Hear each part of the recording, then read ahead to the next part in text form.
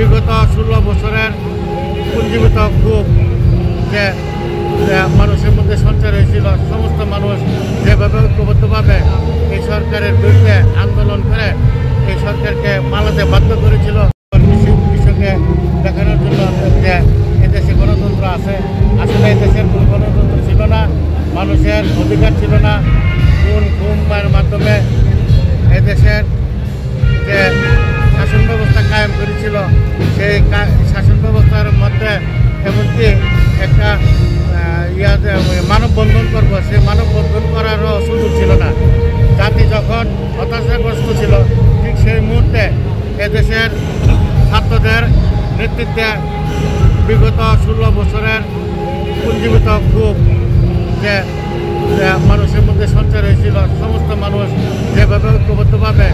এই সরকারের বিরুদ্ধে আন্দোলন করে এই সরকারকে পালাতে বাধ্য করেছিল, আগামী দিনের জন্য তাদের